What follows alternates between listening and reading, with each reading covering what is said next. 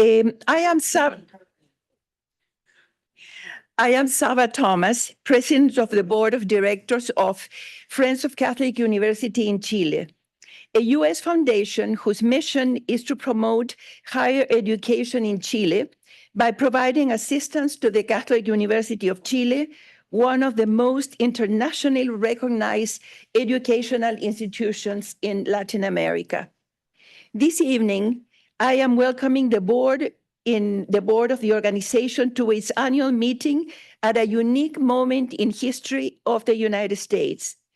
The day before yesterday, on November 5th, a majority of Americans voted to re-elect former President Donald Trump, a Republican, to the presidency over the Democratic candidate, Vice President Kamala Harris. In addition, Republicans retook control of the Senate, and as of now, the country is still waiting to hear who will control the House. The results of this election were unpredicted by pollsters and came as something of a surprise to the American public. This evening, two knowledgeable speakers will analyze the results of this election and its potential impact on the United States and the world. Before they start, however, it is my pleasure and honor to invite Ignacio Sanchez, President of the Catholic University of Chile, to say a few words.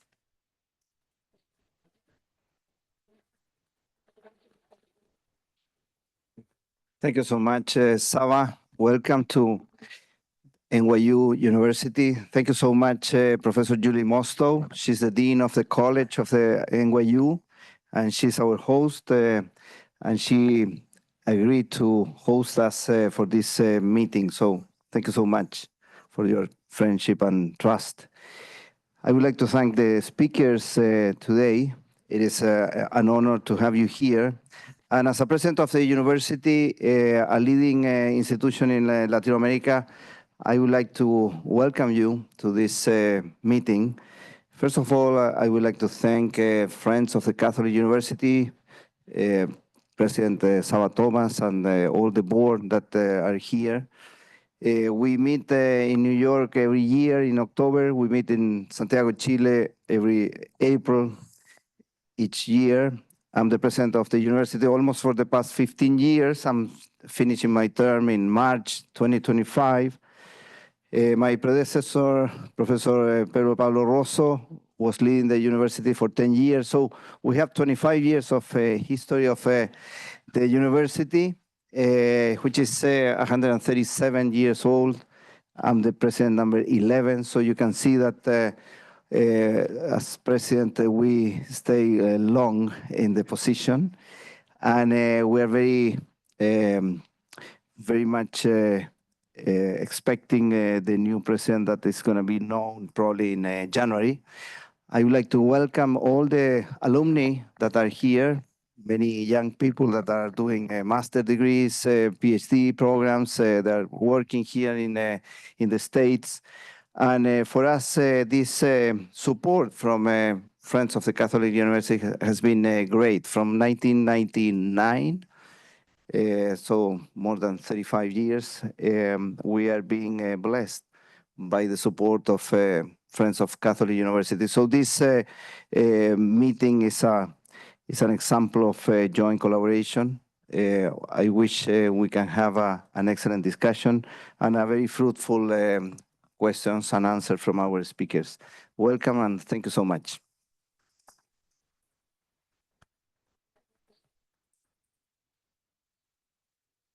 Well, good evening. I'm honored to be here with two experts who I think are quite well known, though I will provide introductions. My name is James Upton. I went to Johns Hopkins School of International Studies for my master's in economics and international relations. And for the last 30 years or so, I've been a practitioner of some of the issues we'll be talking about tonight as an investor for Morgan Stanley and Credit Suisse, among other places. Mexico holds a place near and dear to my heart, as I was a reporter in Mexico City in the late 1980s. So it's my pleasure to introduce our speakers. Our idea is to have about 10, 12 minutes of opening speeches, comments, and then we want to have plenty of time for your questions. We all know as audience members, we like to be engaged. And Lord knows we have plenty of questions on this huge topic. To my left is Jorge Castañeda, who was, as everyone knows, Foreign Minister of Mexico from 2000 to 2003. I think everybody is familiar with his writing. He is a well-known public intellectual writer, political science with an interest in Mexico and Latin American politics. Originally from Mexico City, he received his BA at Princeton and his PhD from the University of Paris, taught at Mexico's UNAM for many, many years till 2004, as well as at Berkeley and Sciences Po, and has been appointed Global Distinguished Professor of Political Science and Latin American Studies here at NYU. I think among his 15 books, one in particular, the title jumps out as we go into this topic of the evening, the book United States and Mexico with Robert Pastor, Utopia Unarmed. There's a lot I think we'll be getting into. And we're going to begin this evening with Chris Tuttle. Chris is a senior fellow at the Council on Foreign Relations, where he focuses on the politics and processes behind U.S. foreign policy, our topic for tonight. He most recently directed CFR's Renewing America initiative, which is a project to examine domestic foundations underpinning U.S. power internationally. From 2015 to 2019, Chris Tuttle served as policy director of the majority staff of the U.S. Senate Committee on Foreign Relations under Chairman Bob Corker, who is a Republican, or was a Republican from Tennessee. And in that role, supervised the committee's foreign policy subject matter experts in their work to advise the committee chairman, conduct hearings, oversee the U.S. government's international affairs. From 2019 to 2024, Chris was managing director in the council's corporate affairs program, leading CFR's relationships with a select group of its corporate members. In addition to his work as a senior fellow, Chris serves as secretary of the corporation and as senior advisor to the council's external affairs efforts in Washington. Chris Tuttle first joined CFR from the U.S. Department of State. He holds his bachelor's degree from the University of Wisconsin and a master's degree from the U.S. Naval War College. So with that, I'll turn it over to Chris to begin. Terrific. Thanks, Jim. And I would just point out, you said two experts on the panel. We actually have three who really know these issues and really know what they're talking about. I'll start with a few introductory remarks and some caveats. So I am a Republican, as you heard during the introduction. I am not a Trump Republican, but I'm also not a never Trump Republican. So it puts me in sort of a unique position to call balls and strikes, which I'll try and do as honestly and effectively as I can in terms of what the future holds. And that future is uncertain. So anything I say, it could go one way or another. We just really don't know at this point. But I will try, based on the information that's currently available and based on my instincts and experience, try and give some prognosis for where things are heading. What I'll do is, and I would also say, please, I'm going to call balls and strikes. I'm going to tell you what I think. Please don't shoot the messenger. I know that opinions vary regarding the election results, but they are what they are, and I'm just going to try and explain what they might mean. I'm going to talk a little bit about the election itself, and I'm happy to go into further depth on that during the question and answer period. And then I'm going to talk about four sort of the big issues that are out there, but happy to explore any others that folks would like to ask about as the panel goes on. I'm going to start with immigration, talk about climate, and then, of course, talk about China and Ukraine. So the election overview is we really saw, a big polling miss. I think anyone who is following the polls did not expect this. I certainly didn't. I thought it was going to be a Harris victory based on a wide variety of factors. But we didn't end up with that. We ended up with Donald Trump really with a sweep, not just of the Electoral College, but also of the popular vote in the United States. And you saw everyone's been concentrating on sort of the battleground states. But when you look at the numbers across the board, you see numbers for Democrats really declining in places like California, right here in New York, New Jersey. So this was a sort of resounding, I don't know that you can really call it a Trump victory so much as you can call it a defeat of the Democrats. There was a lot of dissatisfaction. The numbers were really bad when it came to right track versus wrong track and where the country was headed. And this was the American people sort of saying that. Interestingly, since 1956, 16 of 18 people who were successfully elected president had higher approval ratings than their opponent. Donald Trump is the two exceptions. He beat Hillary Clinton, as everyone knows. She had her own, problems with favorability, but her favorability was still higher than Trump's. And then this time around, Kamala Harris's favorability was higher than Trump. So that's a little bit of an interesting tidbit to explain how deeply sort of the dissatisfaction ran. So we have Trump won the popular vote. We've got a U.S. Senate now that looks like it's going to be 53 Republican members. David McCormick, it looks like, is going to win in Pennsylvania. He's going to defeat incumbent Bob Casey. And we've got a House that is not yet decided yet because of some anomalies in counting processes in various states. But it's hard to imagine that the House is not also going to be in control of the Republicans. So you'll hear a lot of press reporting about how it's now unified government.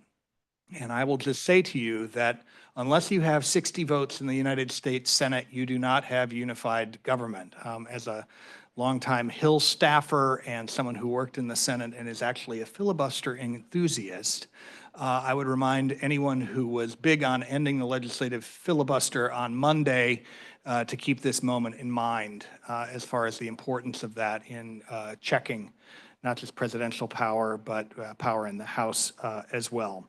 As far as where we're heading, I think that we have the possibility of two potential Trump presidencies. The first would resemble his first term, where there was a lot of rhetorical flourish. He certainly did some things that would be considered on the margins of what was sort of standard policy. But you saw him saying a lot of things at his rallies, but not necessarily delivering full bore on some of those things. And, things like NAFTA comes to mind. He was constantly threatening to preemptively pull the U.S. out of NAFTA if USMCA negotiations didn't go more quickly and go his way. He never did do that. And he talked a good game about a variety of other things. So if we have something resembling Trump's first term, I think you're going to see a lot of the rhetoric not necessarily matching up with what the reality of the policy is. The second option would be a wholly new Trump presidency, where when he says things like, I'm going to impose a 60% tariff on all Chinese goods coming into the United States, he's actually going to do it. And there aren't going to be sort of the controls of people around him preventing him from trying to do those things. We'll see what we get. I will say that the rather convincing mandate that Trump received at the ballot box does speak a little bit more favorably toward the second scenario, but we'll see. So some places, I'll talk about a couple places where I think we can count on guaranteed big change, although the degree is a question mark. The first is on immigration. I think that you will see a massive effort to tighten the border, if not seal it entirely. I think that if I'm Claudia Sheinbaum right now, I'm probably expecting a phone call threatening tariffs unless things in Trump's perception get better at the border in terms of influx of migrants coming in. And I think you're also likely to see the mass deportations. And the question is, what constitutes a mass deportation? Are we talking about millions, or are we talking about the 300 some odd criminal aliens that have come in to the United States? I think he'll probably start with those criminal aliens, but I think the question is how far he might go. And that is going to be mitigated to some degree by, so you're going to have Trump's sort of instinct, which is just deport them all. It's going to be mitigated to some degree with the capacity to detain these folks and also to find, and Jorge knows this better than anyone, host countries that are willing to take them back. And so there will be, I think, threats coming from the White House saying you need to take them back or else tariffs or whatever else might be on the table in terms of what leverage Trump thinks he can get. One other mitigating factor I would say is a question of the economic folks within his administration saying, if we deport all these people, it's not going to be good for the U.S. economy versus the sort of immigration hawks who are saying, no, no, no, get them out. So I think those are a couple of factors to watch. And this all goes to sort of the personnel question, and we can talk about more specifics when it comes to broader foreign policy and to some degree domestic policy, who he surrounds himself with and what that might mean. The second big change I would expect is on climate. That's a pretty much guaranteed, rolling back all kinds. Oh, I would also say one last thing on immigration, that the Remain in Mexico policy will be big, and he will work very hard to re-implement Remain in Mexico. On climate, I think you'll see a significant rollback of most of the things that Joe Biden has done by executive order, as well as some of the things that have been done legislatively through things like the Inflation Reduction Act, where I think you probably do have the votes in the United States Senate to roll back some of that, some of the things that were done by statute that the president can't override. And so I think you'll see sort of a bifurcation in the environmental space where mandates, requirements, things that are perceived as being, bad for business, bad for U.S. competitiveness, going away pretty quickly. Oh, and actually some of them bad politically, going away pretty quickly. On the flip side, there are a number of subsidies included in some of the things that the Biden administration has done on climate. And I think you're likely to see, because Trump is also a big fan of industrial policy and U.S. jobs and employment and those kinds of things, some of those may end up being safe if there's money coming from the federal government into local communities, creating jobs. And you've got a number of Republican members of Congress who like having that money coming into their districts. So that's the second big change. China is the third area, and we're likely to see significant change there as well. Although the question is, to what degree? Is it really going to be a 60% tariff? This is a guy who ran on reducing inflation, and he's going to be hearing from his macroeconomic people who are saying this is going to be really inflationary. Or is he going to be following sort of the Bob Lighthizer and those types of people, his former U.S. trade representative, who are saying, no, we're going to stick it to China. So that's an open question. And then when it comes to some of the things the Biden administration has done on competition policy, when it comes to Chips and Science Act, those kinds of things, I think that you're likely to see most of that remaining in place. The subsidies, again, the industrial policy, making chips here at home. And then on the security side, I think that's sort of the biggest question. There are a number of China hawks who I think Trump is likely to surround himself with, who are very big on making sure that the United States is well represented in the Indo-Pacific, and that will sort of argue against Trump's instinct to sort of pull back. Why are we spending all this money in all these far-flung places? So that'll be an interesting dynamic to watch, who comes out sort of on top of there. Taiwan is an enormous question as far as whether or not Xi Jinping decides that he's going to make a move on Taiwan, whether or not in the end, Trump would be willing to dedicate, again, someone who ran against no wars, be willing to dedicate American sons and daughters to a conflict over Taiwan. So that's on China. And then finally, I think the biggest question, or at least in the foreign policy, in the foreign policy community, the biggest question is that of Ukraine. Trump has been skeptical of assistance to Ukraine, but his position has been rather murky. He's talked a good game about why are we spending all this money? The Europeans are not spending enough. NATO is sort of questionable. We've got a number of NATO countries who are not dedicating 2% of their GDP to their defense budgets, and it's been that way for a long time. You heard, obviously, Trump talk about this during his first term.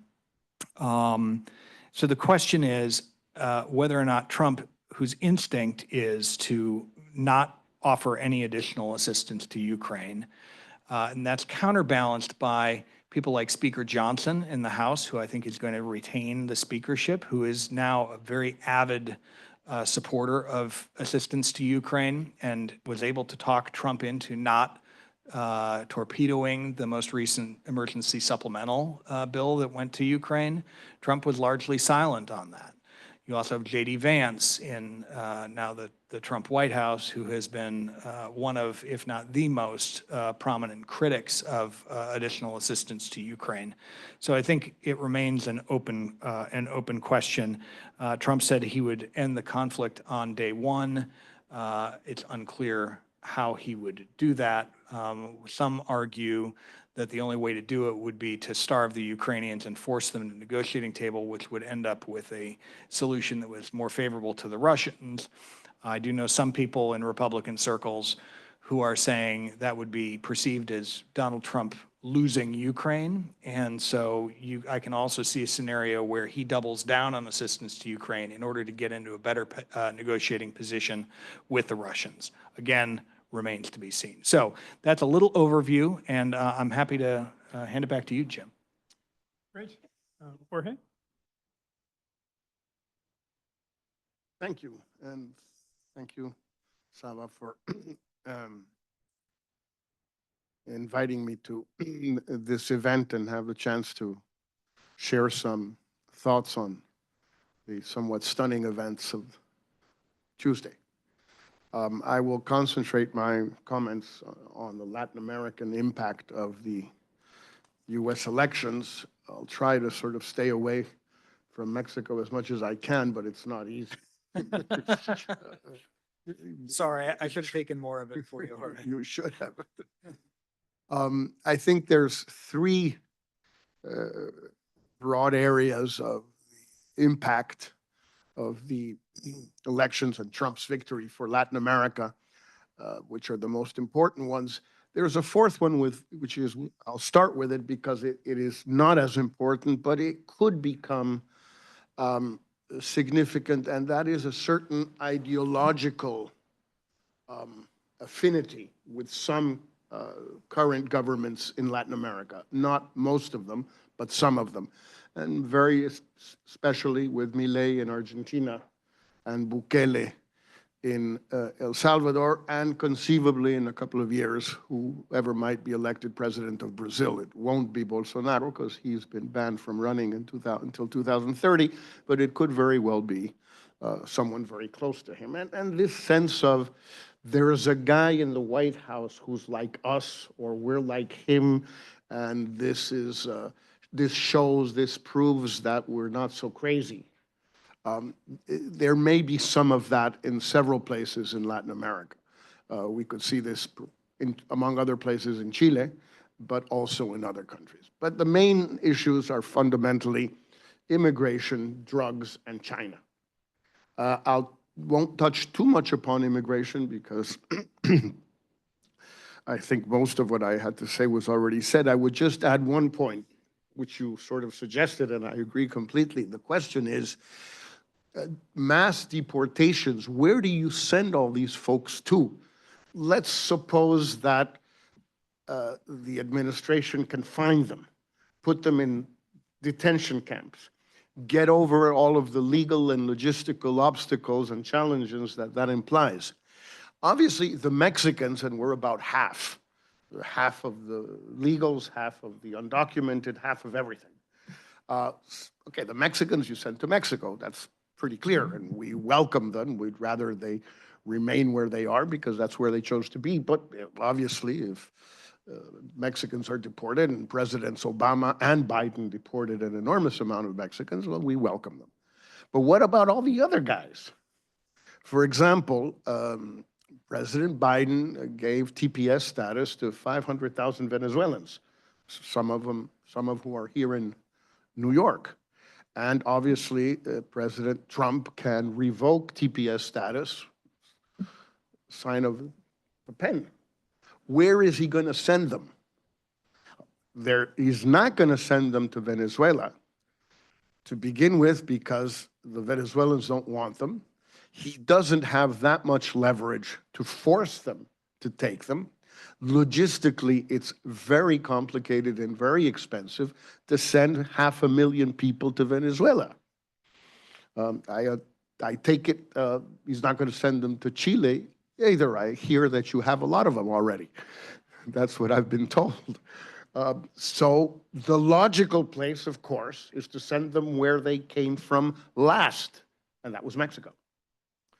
The Cubans, it's around 200,000-300,000 Cubans have arrived the last couple of years here. I don't know what the Cuban-American senators and folks from Texas, from Florida, et cetera, will say about deporting them. But again, supposing Rubio and Cruz and everyone said, okay, yeah, but let's get rid of them because they're Biden's Cubans, they're not our Cubans. Okay, fine. Where is he going to send them? Not to Cuba. Cubans certainly won't take them. The Cubans are encouraging all these people to leave. Almost 2 million Cubans have left Cuba the last 2 years. The last thing the Cuban government wants now is Cubans coming back. So where is he going to send them? Mexico.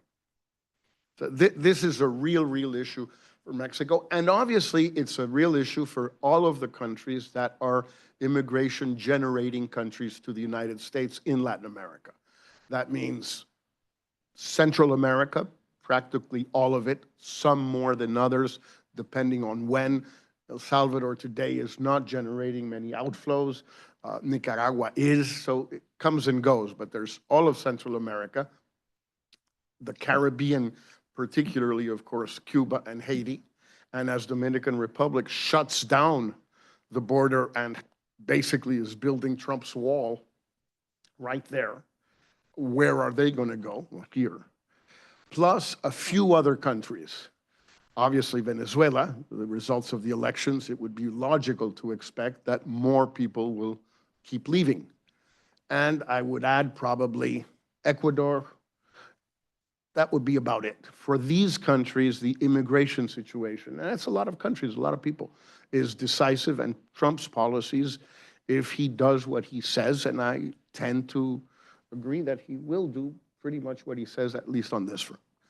On the drug front, it's more complicated because the drug situation has changed a great deal in the sense that a lot of the cocaine that comes out of Bolivia, Peru, and Colombia is heading mainly to Europe. And I don't think that Trump will be terribly worried about that either way. He may want to take advantage of Ecuadorian President Noboa's offer to reopen the Manta DEA base, but that would be about it, I think, with the South American countries. And the Central American countries, which are transit countries. The big problem, again, is Mexico, and it's fentanyl. And fentanyl is a terribly complicated drug to enforce, to interdict, unlike cocaine, heroin, methamphetamines, and marijuana many years ago. It's not that these other ones were easy, they weren't.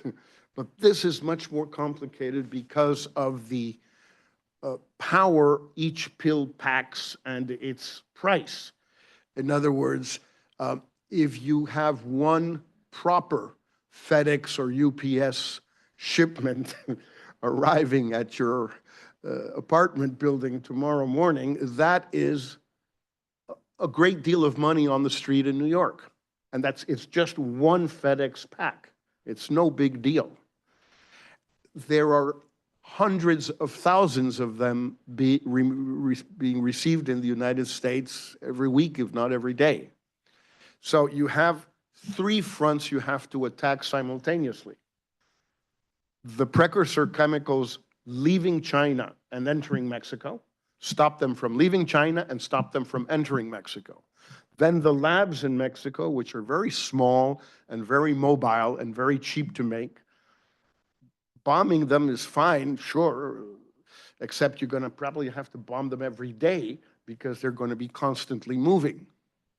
And then thirdly, interdicting the fentanyl pills that are sent north on the highways, on the trains, undoubtedly with some mules among the migrants, but mainly through the mail. How in the world do you do that? And most importantly, how in the world does Mexico do that? Maybe the US can do it. I have my doubts, but I certainly do know that Mexico cannot. So this is the second broad challenge. Again, it's more of a Mexican challenge than it is one for others, but President-elect Trump has been very outspoken, very explicit. He just said so 3 or 4 days ago. He said, I'm going to call, as you said, going to call Claudia Sheinbaum, President Sheinbaum of Mexico, right away and say, if you don't stop the drugs from coming here, I'm going to slap 25% tariffs on you to begin with, and then 50%, and then 75%. We'll see if all of that is feasible. It's hard, it's a big question. But it's even a bigger question whether Mexico, even if we wanted to do it, which is unclear, whether we could do it. And then the next question, of course, is if Trump is willing to go one step further and say, well, if you're not willing or able, we will do it. And we'll do it in Mexico. And then what? So this is the second big challenge, and it's not a minor one. The third one is China. China is an issue for all of Latin America, not just, again, for Mexico or Central America. In Chile, there have already been, if I'm not mistaken, 2 episodes of American pressure on Chilean authorities to rescind contracts with Chinese companies. One was over the long-distance line, fiber optic line from Santiago to China, which was rerouted through Australia because they didn't want it to be done directly to China. And turns out it was done to Australia, but apparently there's nobody in Chile who wants to call anybody in Australia or vice versa. So the line is there, but nobody ever uses it, which is understandable. I don't know how many Australians there are in Chile and how many Chileans there are in Australia. Probably not many, I imagine. And then there was the foreign ministry issue with the passports. They were going to give the passport printing or manufacturing to Chinese. I think it was Huawei also. And as the saying goes, the Americans said no way Huawei, and it didn't happen. Similar situation occurred in Brazil with 5G. There, the Brazilians resisted American pressure, and they did give the contract to Huawei. In Mexico, we've had several instances where the government has caved. But in very general terms, I think the real question is, can Latin America, with the possible exception of Brazil, can Latin America remain aloof or aside or not be affected by the growing rivalry, if you don't want to call it confrontation, between China and the United States? And I tend to think that the answer is no. Latin America is going to have to, one way or another, take sides. Some countries, obviously, more than others. In Mexico, we don't have like a hell of a big choice. The Central Americans and the Caribbean people don't have much of a choice either. Probably Argentina, if it were tempted to have a choice, might have more of a possibility. Chile, Peru, hard to say. Maybe they can get away with it. We certainly can't. I'll just close there with one issue, which is a very complicated one for Mexico, but it could happen in Chile and other countries also, which is that even the Biden administration, and Trump is going to be much more forceful on this, saying you cannot allow investments in Mexico by China to produce stuff that is then re-exported to the United States. It's not the same thing as retriangulating, which is Chinese stuff made in China, sent to Mexico as if it were for Mexican consumption, and in fact from Mexico is rerouted to the US. That's one thing, but a totally different thing. Mexico doesn't benefit a whole lot from that kind of triangulation. Frankly, it's all the same to us. If Americans say don't do it, fine, we won't do it. We don't, there's no big benefit. Different story is who is going to be the guy in the Mexican government who is going to go on television and said, well, we got this offer from blah, blah, blah, BYD or whoever you like, to set up a enormous factory in Tlaxcala. And it was going to create 5,000 jobs, da-da-da, da-da-da, da-da-da. We've decided we don't want that money. Oh, and by the way, the reason we said no is because the Americans made us say no. Complicated. I think I'll stop there. Maybe if I could just ask you to elaborate on that, because when the US MCA was being renegotiated or rebranded, which is Trump's specialty, part of the pushback he had domestically in the United States was not just the traditional automakers, but all the components that go into making automobiles. Because as you touched on, the back and forth that goes on in producing something has many, many levels, many components. Do you think that there's a chance that industrial interests in both the U.S. and Mexico will sort of push back in the same way and saying like, this is good for our business. We don't want changes in it. The other thing that, oh, sorry about that. The other phenomenon, and you touched on this as well, is that we started in the investment world, we started to look at the countries that benefited from quote unquote nearshoring or friendshoring. And Mexico always was top of the list there. People felt, well, it's in the same way that Vietnam benefited more in Asia, Mexico benefited. So I guess, could you sort of expand on those points, industrial interests and how much they put pressure on politicians in both countries for what works with the USMCA, and then, who will make the case, as you started to point out, about the benefits of nearshoring? On the question of pressure, lobbying in favor of maintaining USMCA as is or without any major changes, USMCA has a somewhat of a sunset clause whereby there is a review of the agreement that takes place in 2026. It's not a renegotiation, it's a review, but that review can be very broad and can in fact become a renegotiation, or it can be a very moderate, very cautious, or not at all. The three countries could simply say, we like it as it is, we have nothing to change in it, it's worked wonderfully, let's leave it as is. It's hard to say which of the three possibilities will occur, but probably there will be some pushback from other groups in the United States. The labor people, the environmentalists, the energy people, the corn people, all of the people who have not been able to get out of USMCA and US trade with Mexico what they thought they could get, and who have in fact sued Mexico using the dispute settlement mechanisms because they felt that they were being treated unfairly. Some of these panels have not yet resolved the issue, some have, but so there is that issue. There may be pressure on the side you say, but there's also pressure on the other side, and it's complicated. On the nearshoring thing, the problem is it hasn't really happened with Mexico. There's been much less there than meets the eye. There are far more articles in the financial and economic press in the world about Mexico being nearshoring sweetheart than there are actual factories in Mexico that come from nearshoring. It hasn't happened. Now, it might happen, but it has not happened yet. And so, of course, the huge concern right now is that will Trump be a Will Trump understand nearshoring as meaning North America, or will Trump understand nearshoring as meaning the United States?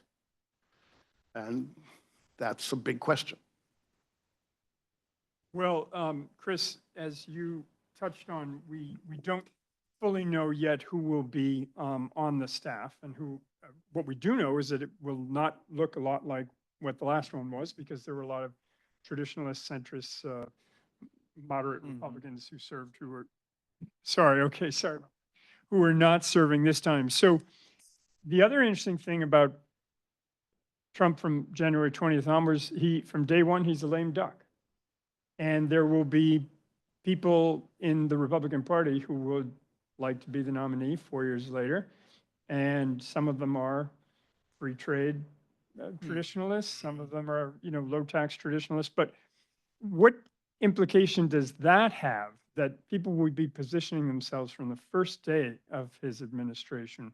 And what does that imply for potential policy differentiation from what he wants to get done? Yeah.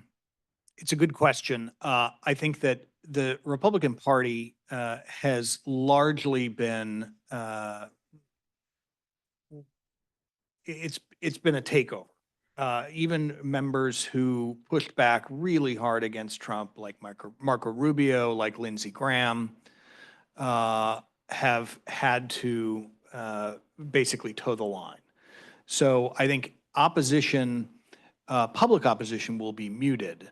The question is, how many private conversations will there be, and will those bear any fruit?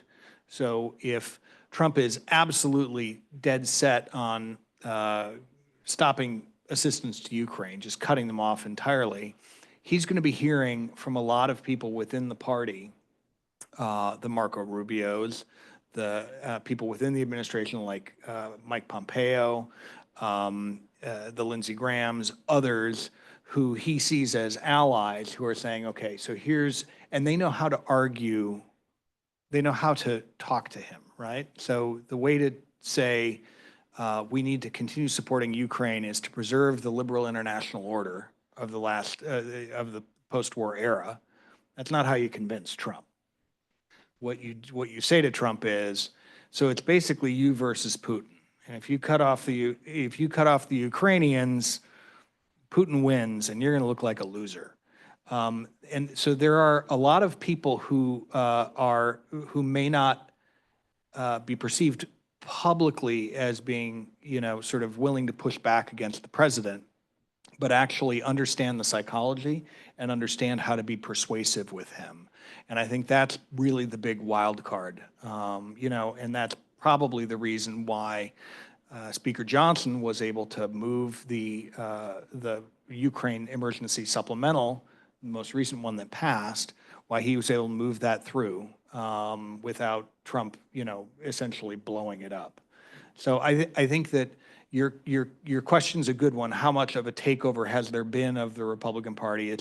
Publicly, it's nearly complete, but there are not small number of Republicans who are willing to talk to Trump on terms he understands in ways that he gets, and they may be more persuasive than public reporting lets on. And I know from practitioners of Latin American policy in Washington, they've perpetually been frustrated over the years that Washington sort of neglects, with the exception of NAFTA, the relationships with some of the major countries. Are some of the both issues that you both touched on with how are you going to deport these people? Where are they going to go? How is that going to be done? And what we know about Trump's predilection for liking strongmen, where might that take relations with not just Latin America, but also with Russia and Asia as well, in a direction we can't necessarily predict? In other words, if he likes the strongman of El Salvador, and granted it's Lula for a couple more years now in Brazil, but how might Trump's liking strong, relationships with people directly potentially be something that improves relations in a sense? Well, it could conceivably happen in several cases in Latin America. And again, it's a strongman issue, but also the ideological issue. In other words, for example, not in Latin America, but I would imagine that one person who's very happy today is Marine Le Pen in France. She's, by definition, not a strongman, but I think she sees her chances of being elected president as better now better with Trump than otherwise. And that's a factor. And I think it could be a factor certainly already, as I said, in El Salvador and Argentina. Milei has been writing tweets and stuff the last 24 hours like crazy. And I'm sure there are people in Chile, in Peru, Colombia a little bit also, but less so, that are particularly happy about this now. Will that improve the relationship? It's hard to say. If Milei comes back to the IMF and asks for more money, which Argentina basically does for a living, I mean, that's what it does in life. I don't know that Trump will necessarily have his ideological affinity with Milei than that he likes the guy be more important than whatever policy he decides to adopt in relation to more funding for the IMF and loosening conditionality, et cetera, et cetera, et cetera. I don't know, but that's probably the way he would look at it. So I'm not so sure that even with these people with whom he has ideological affinity, is not necessarily going to make things better. Yeah, and I agree with that sort of writ large. Strong men are unlikely to do things they don't want, or less likely than anybody to do things that they don't want to do or they don't perceive in their national interest, right? So I think the question is not so much whether or not he gets along with somebody personally, whether there's sort of some affinity for their, semi-authoritarian tendencies, so much as it is, are you going to do what I want you to do? I think that's where it comes down for Trump. It's people who are willing to bend to his will, and people who are not.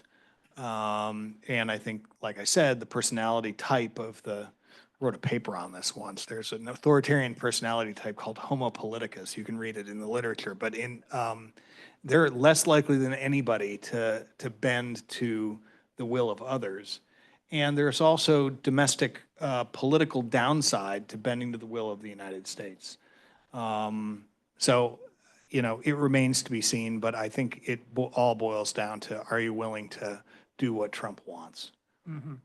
And on the tariff issue, could you just explain in broad terms how tariffs get implemented? And is it done completely through executive order, or is there some Senate and House review? And if so, might there be some political pushback? Yeah, so the House and Senate, the Congress, has largely delegated most of the tariffs we're talking about to the executive branch.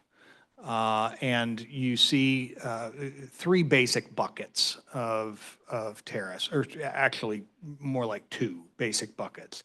You have tariffs that are implemented under sections 232 and 301. These are the steel and aluminum, the tariffs that we saw under Trump, and those require an investigation. So there's a timeline where you can't just do it immediately. Okay, you can't just impose tariffs immediately because there's an investigation that has to be undertaken by the Treasury Department, et cetera.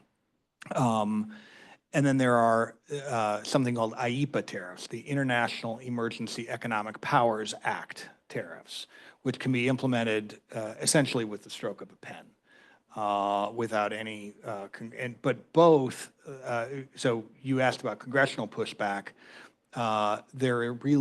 Congress has effectively delegated much of that authority to the president, and he can act, at his will. The only question is, how long is it going to take to get them actually implemented? But the powers under IEEPA are particularly broad. The others, you need investigation, but that's just a matter of time. Jorge, I appreciate that you brought up the challenges of Argentina historically, because we all know that, since 1948 or so, the Washington Consensus has, and IMF programs have had this discipline of, telling other countries, you've got to be fiscal disciplined on the fiscal side, you've got to pay down your debt. What happens if the U.S. is no longer practicing any of those things, which appears to be the case from what we've got signs of. The Trump administration wants to cut taxes, which is going to be burdensome to the fiscal deficit, and it seems like debt will increase in the United States. So what happens to the quote unquote moral authority when the Washington consensus isn't being practiced by Washington? Well, it hasn't been practiced actually in many ways for a long time. This is not absolutely, it wouldn't be new under Trump. As a matter of fact, even under the Biden administration, partly because of COVID, the deficit is running at 5 or 6 points of GDP right now, which, for example, in the European Union, you would get a warning from Brussels that that's a no-no. And few Latin American countries are running those kinds of deficits anymore. Argentina was, and they cut back. I would imagine it depends a lot who's going to be in Treasury and what kind of relationship they're going to want with the World Bank and the fund. My sense is that he will, like he did with the World Bank, and he did it with the IDB, as a matter of fact. He dared for the first time since the IDB, the Inter-American Development Bank, was created, to appoint an American as president. He didn't last very long. But the guy he appointed as president of the World Bank didn't last a whole long time either, but also was a very ideological appointment. David Malpass. And so it depends on who Trump appoints, for example, to the World Bank. To the fund, that he doesn't have that much of a say, but you never know anymore. I mean, at this point, if he was willing to try to appoint an American to the IDB, maybe he's willing to try and impose an American on the IMF, which is not the deal. It's supposed to be always a European, but like, says who?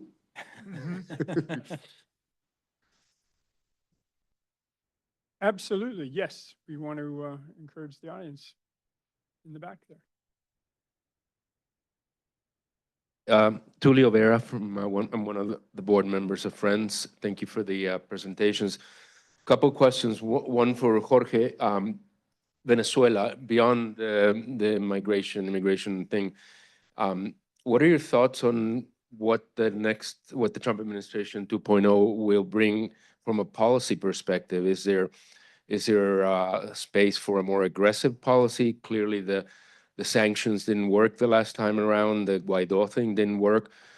So what are your thoughts on that? And perhaps one for Chris on tariffs. What in a situation where Trump just uses broad executive power and puts tariffs, as he's threatened, say 10%, 20% across the board, what happens to the FTAs in Latin America, Colombia, Chile, Peru, beyond USMCA, no? What happens to those FTAs? Thank you. You want to? Well, on Venezuela, I think that he and his team, like Biden and his team, don't have the slightest idea of what to do. Practically everything's been tried and nothing has worked. And I think everybody is basically throwing their arms up in some kind of despair and saying, now what do we do? I imagine simply because Trump will want to be somewhat different from Biden on every issue, and this is, although it's a minor one, it's still in the news and stuff, and so he'll want to go back to some form of what he called extreme pressure. But I don't think it will work either, and if anything, it will just increase the number of people leaving. The question with Venezuela is that the consequences of anything you do are pretty much immediately reflected in migration issues. It's very difficult to just sort of set the migration issue aside, because unlike a situation in other countries, for whatever reason, more sanctions or less sanctions, stolen elections or free elections, agreement with the opposition or not, all of those things have immediate consequences on migratory flows or political asylum flows leaving Venezuela.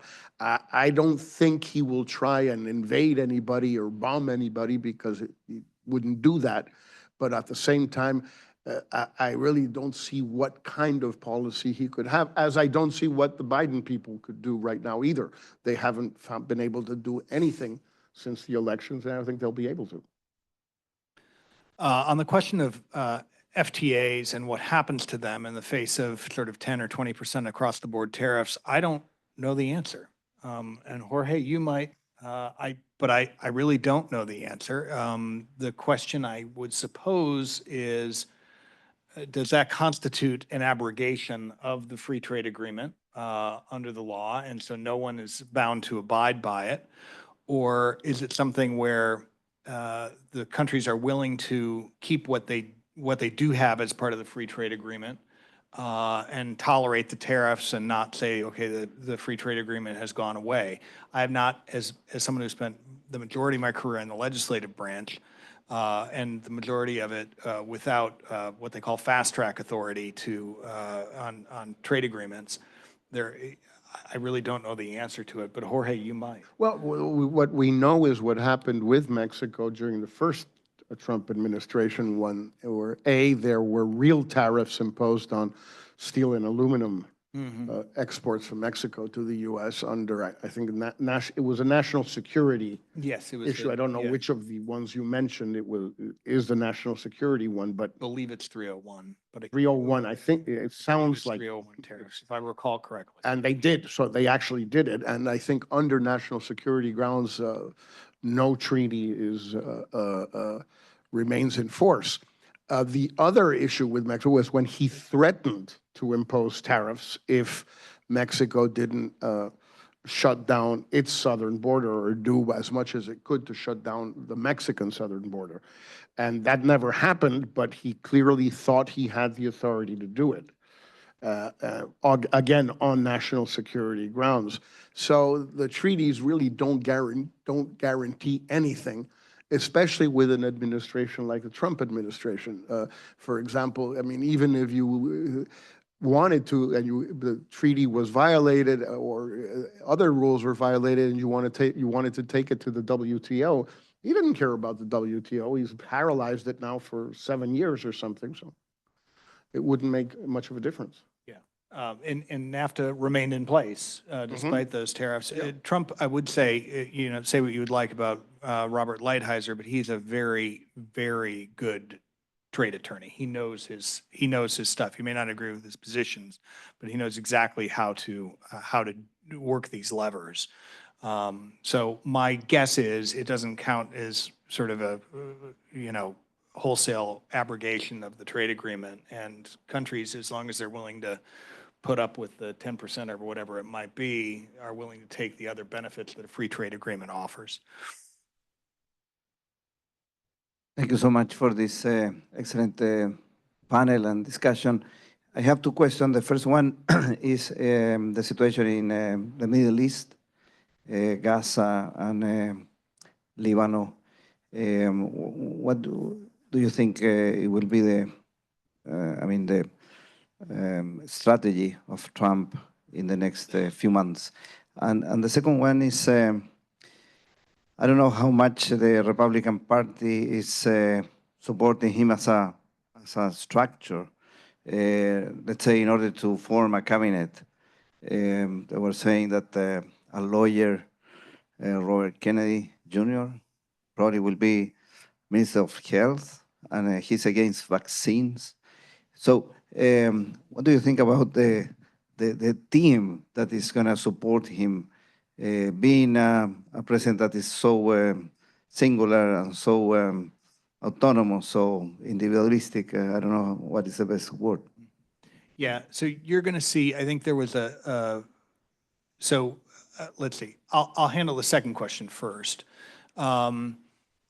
The people who have shown themselves not to be loyal to Trump have already shown themselves, as opposed to some of the people who served in the first administration, who were sort of your stock Republican party loyalists who came into the administration, had a lot of experience, and then later went out and said, resigned from the administration, said that, Trump's a threat to democracy, all these other things. So that has largely shaken out.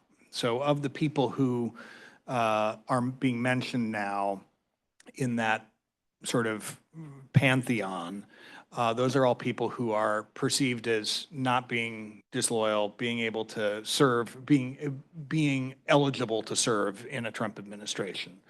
So you still see people who maybe had been part of that stock group of characters. So you're talking about, for example, Marco Rubio being mentioned as potential Secretary of State.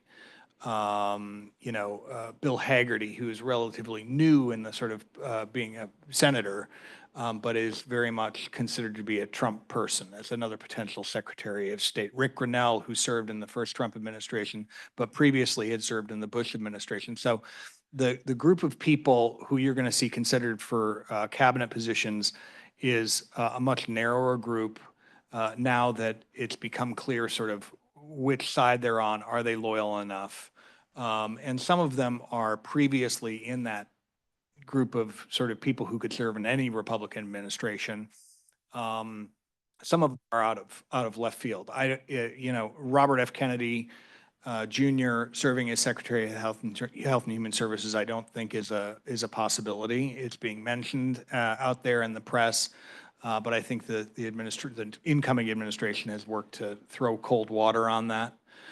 He may be in a position of some influence, but my understanding now is that he is not going to be serving as Secretary of Health and Human Services. On the Israel-Gaza issue, again, talking about sort of forces that may be steering Trump one way or another, I think that most people instinctively think Trump is going to double down on assistance to Israel, allow Netanyahu to prosecute the war as fully as possible, not be super critical of the Israelis and the casualties in Gaza. You saw the Biden administration previously restricting arms sales, specifically Mark 84 bombs, which are big 2,000-pound bomb units, restricting the sale of those to the Israelis. And one might think, okay, Trump's really going to let them take the gloves off and, really, like I said, double down. Sort of weighing against that is Trump's desire, I think, probably to get this put to bed, to get the Israel-Gaza issue put to bed so that he can move on with expanding the Abraham Accords. The Abraham Accords, normalized relations between the Israelis, the Bahrainis, United Arab Emirates, and the big, jewel in the crown of that potential agreement is the Saudis.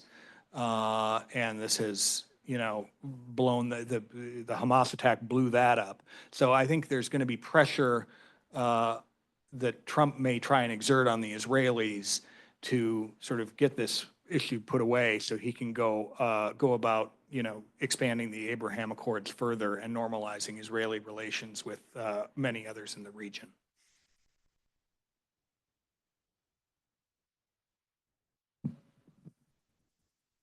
Hey, so I want to go a little bit to the fundamentals of what's actually going on. So is this something is it national security, the reason that the United States is engaged in all of this? Is it United States ego for some extent to see China actually growing at the pace that it's growing and becoming the #1 dominant force globally? Because at the end, what you see is you have Trump imposing all those tariffs. You have Biden, who did not repeal the tariffs. Then he passes IRA, and IRA, of course, defines foreign entity of concerns as well, so doubles down to some extent to the threat of China, defining China as a threat. But at the end, I feel that we're living in a globalized world, and the U.S. is kind of staying out of this globalized world to the extent that we're saying, for example, let's discuss global warming, for example. All of this protectionism that is being developed by the United States as well is triggering that we might not even get to net zero by 2050. Why? Because there is something, we cannot use solar panels built in China, for example, or EVs built in China. Why? Because, so what's the fundamental reason that we are in this situation right now? Well, Jorge may have a different perspective, but my perspective on this is that there are a number of this is coming directly from the American people. They view globalization as having not helped them They view dealing with the rest of the world in many ways as detrimental to the United States.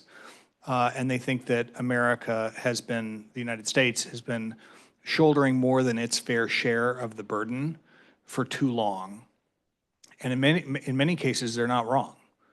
I mean, if you look at NATO numbers 10 years ago and who was actually contributing who was actually spending 2% of their GDP on defense, it didn't look great. And Trump and his rhetoric has actually moved the needle on that, in addition to the war in Ukraine. On the environmental things you've mentioned, the United States could cut its carbon emissions to zero, and the Chinese and Indians would keep burning coal, and we would still be in quite a similar position. So again, American people are feeling like, okay, we're paying this enormous price for, or what they perceive as an enormous price to implement all of these environmental changes. And the United States is not really, other than sort of saying we're going to be a leader on the global stage, is not really moving carbon emissions lower. And, you know, the Chinese and Indians and others can do what they'd like when it comes to carbon emissions, but we're bearing too much of the brunt of that burden. Similarly, the Europeans, I think many Europeans are feeling that way. So I don't know if that answers your question, but that's my perception of where the American public is. And I think that in some cases they're incorrect, but in a lot of cases they're not wrong.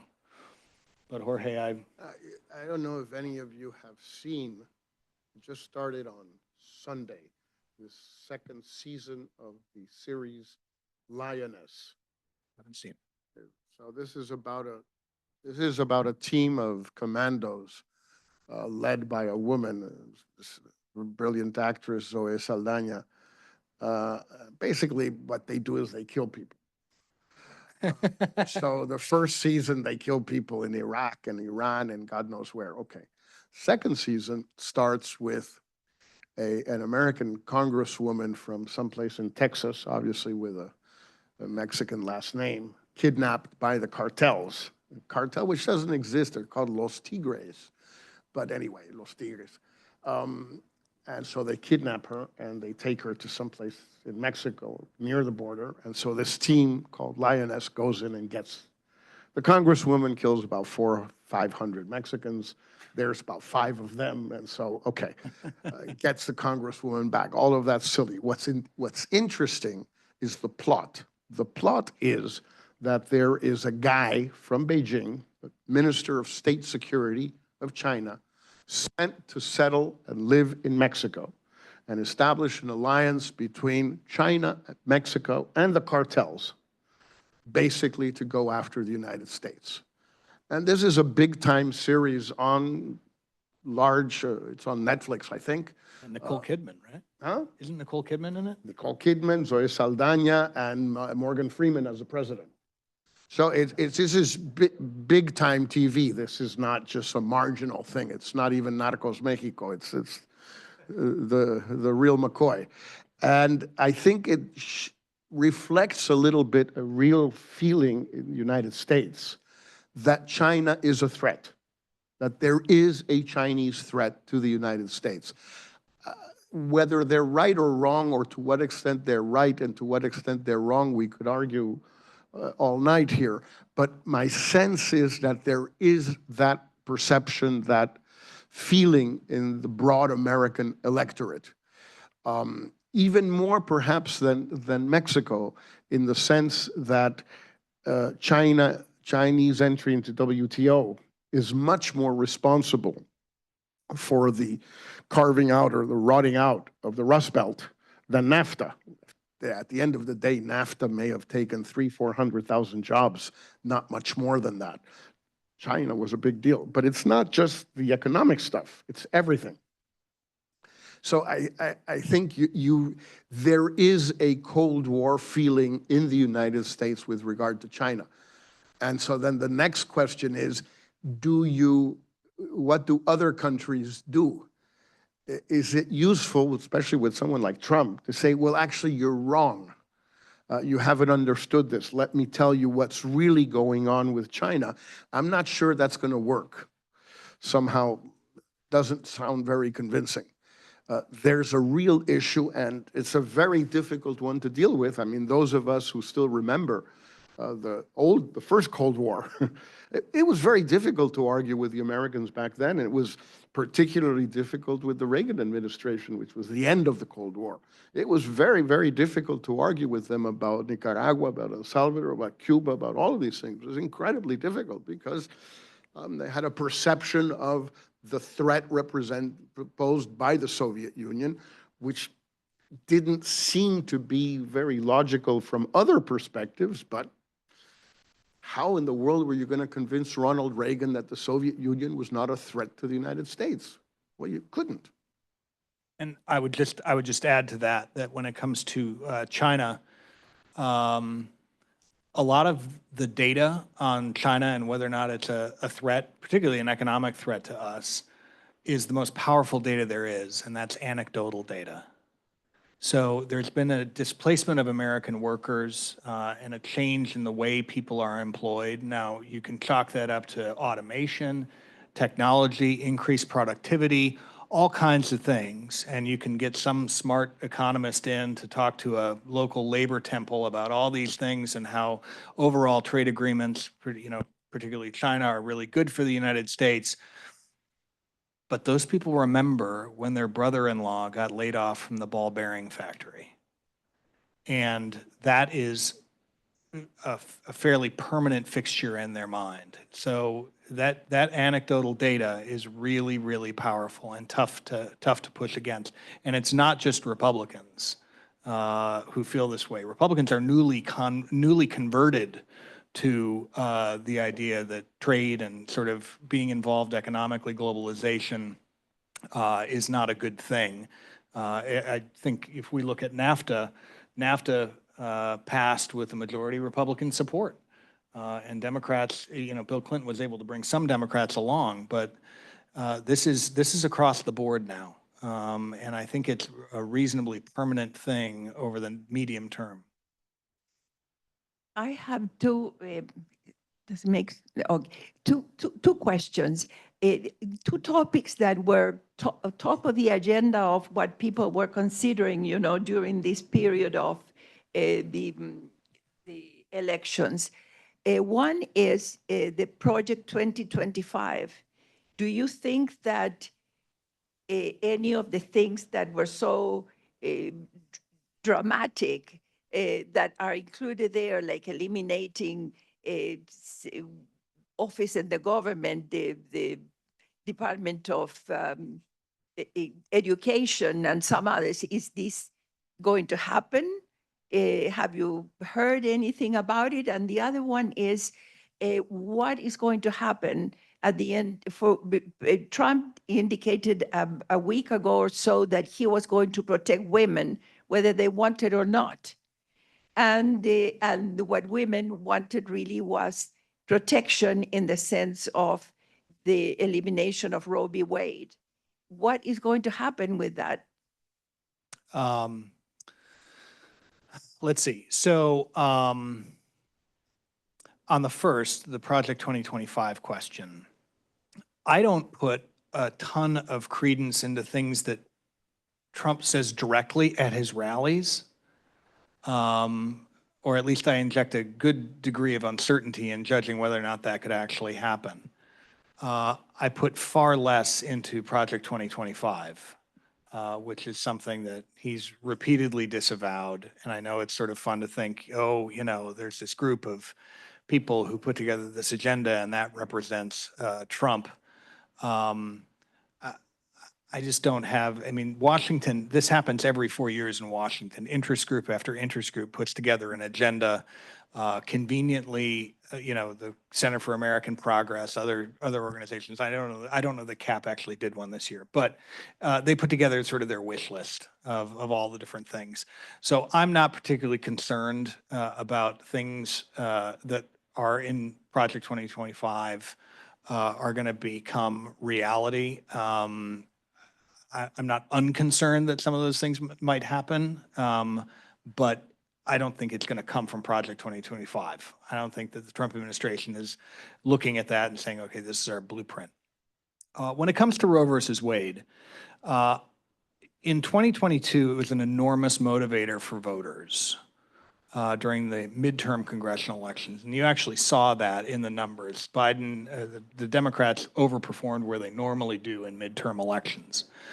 This year, it was not as big a motivator. If you look at the numbers among Democrats and how many actually were enthusiastic and turned out, they're relatively low comparatively. And I think this is because thinking about Roe versus Wade in the abstract in 2022, right after the decision came out, was sort of like, oh my gosh, abortion's going to be banned nationwide. And now things have sort of settled out. If you live in a Democratic state, there have not been new laws put on the books restricting abortion. And in fact, in many states, there have been laws put on the books protecting them. And in states where there have been more restrictive laws put on, they tend to be more harder red states, places like Alabama, for example. And so you're not going to see a huge number of people getting out and enthusiastically voting against Donald Trump. And in other states where the regulations are sort of mid-grade, maybe they stop at 24 weeks, something like that, there is a realization or recognition that in most cases, women still have access to abortion. Maybe they're crossing state lines, maybe they're getting medications through the mail. So I just don't think it's that. The reality, I don't think, has matched up with sort of the nightmare scenarios that were painted by abortion rights activists in 2022.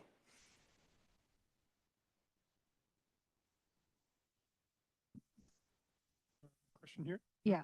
Hello. Thank you for sharing the valuable insights. I have a question. I am from Afghanistan. I'm just wondering how the results of this election will be affecting the dire condition that Afghan women are going through, especially the ban on girls' education. I'm just wondering whether there'll be an impact or a positive impact. I don't, and Jorge, you may disagree. I don't see the Trump administration getting involved in that issue set at all. They are pleased to have Afghanistan in the rearview mirror as one of the problematic wars of the first 2 decades of the 21st century. And I don't see them being particularly involved, in sort of remedying that issue. They view it as something that was tried, didn't work out, and we need to tend to our knitting here at home. Yeah, I would just add, but I agree completely. I would add that in general, I don't think the Trump administration is going to be terribly concerned with the human rights issue anywhere in the world, Afghanistan or elsewhere. It's just not the sort of thing that he was particularly involved in during his first administration, or ideologically, or emotionally. I don't think it's something that he loses sleep over. So I don't think that either Afghanistan or any other place, with the exception maybe because of people like Marco Rubio, with the exception of Cuba, but that would be Rubio's brief, not Trump's. Trump, I don't think, cares one way or another. And I think views it as a recipe for trouble, being too involved in places like that for reasons like that as being a recipe for trouble. Can I ask you each, because it ties into points you've made and it ties into this broader theme we're having of what is the U.S. role now, particularly as we test the traditional elements of being a strong member of NATO, of having traditionally strong democratic allies, of being part of USMCA.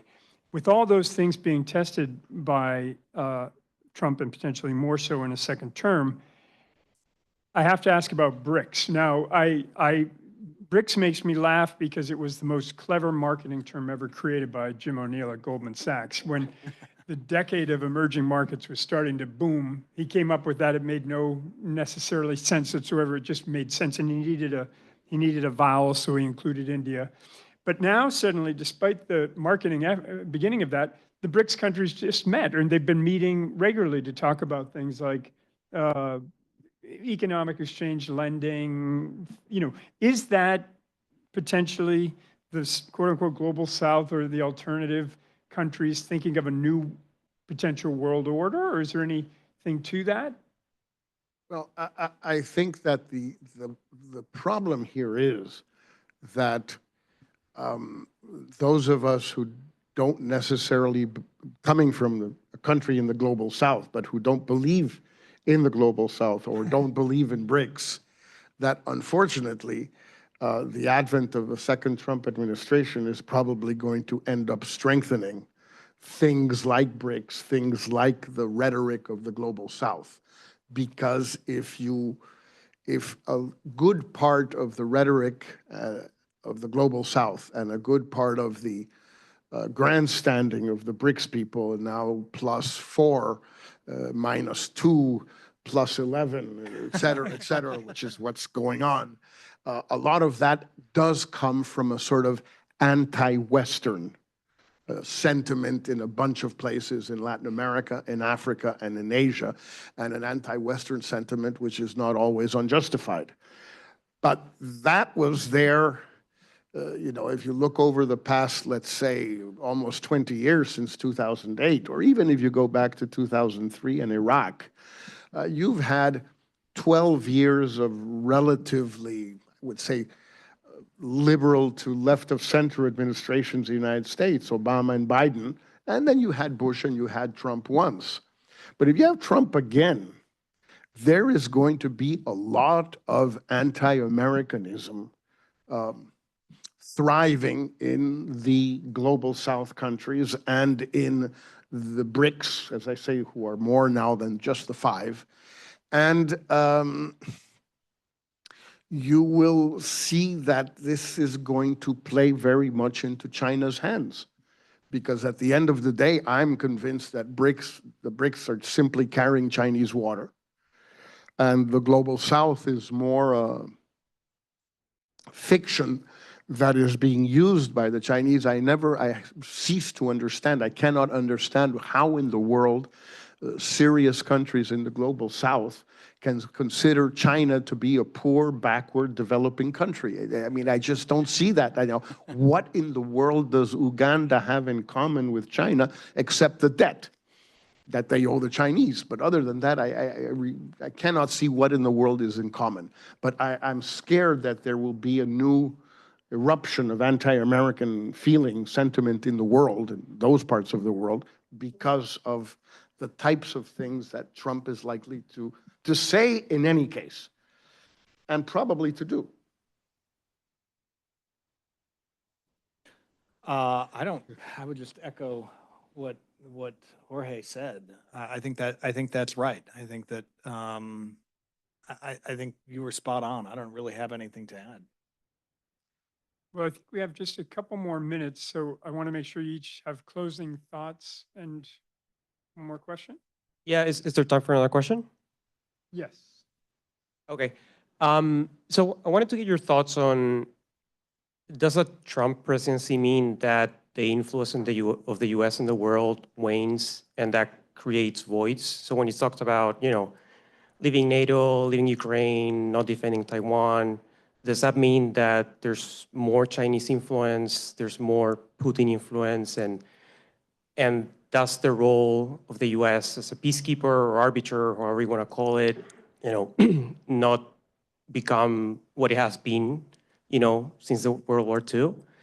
And then the other question, which is somewhat related, is how do you, interpret the talk about China being, the strong man against China, but then also and imposing tariffs and kind of like standing up, but then also at the same time saying, we're not going to defend Taiwan, right? So which one is it?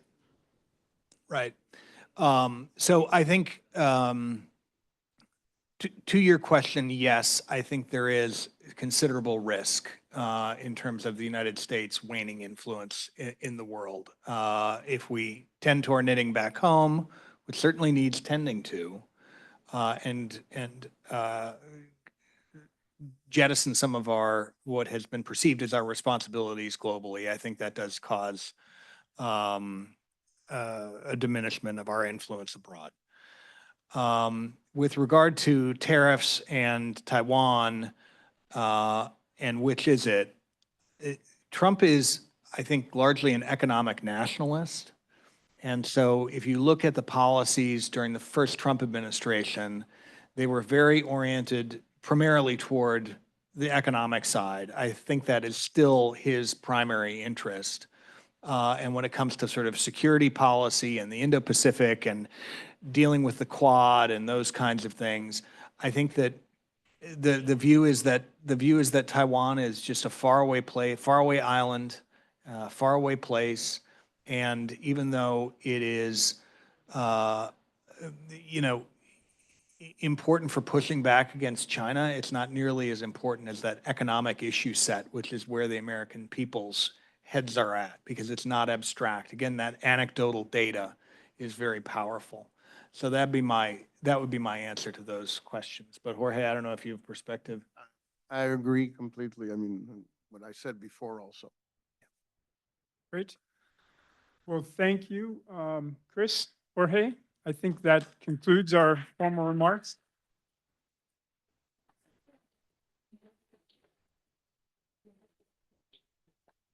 Thank you. Thank you. Thank you, Jim. Gracias. Hope that went well. I think so. I hope so. Yeah, I hope so. And let's keep in touch. I'll give you my card. I mean, you know where to find me, but if you need anything down the line, or if you want to do that application that we talked about, is that okay?